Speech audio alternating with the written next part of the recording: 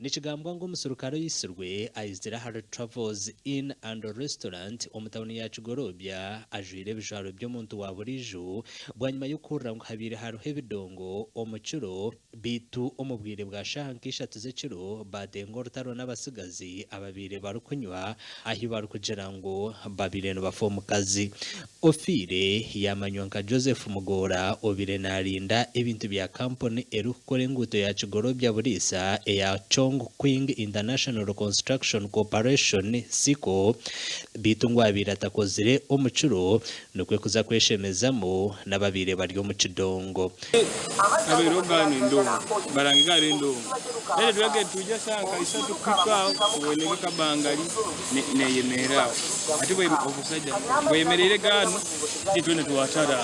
after that dakika nka 10 niwo kwata ujja bateka kabangari kwata ujja bateka kabangari batera amasasi we gavugireke nigo gatara kizekete twayiruka kuko kumasha wana bakugama janguka ntigafite sirikale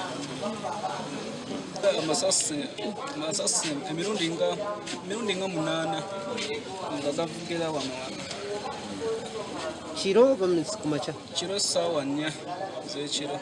abatura bagamba ngo mwanyogo Omuserukare gwaferiremo guturana ukorekero n'ihangwe n'ubu president yaragire ngo shahemwe babe batahire ekala baberanga bakuba ndongo zabo tebaye baberanga bakuba ndongo baara zikingwirwe cyonka ikuru baara zikira kiringura wiro abayire kibayire ngugambe ola kusana yala akozero ndakuvugenyi wa musana atali mukiro hotel ebira osaba biri munya ekola ko savinga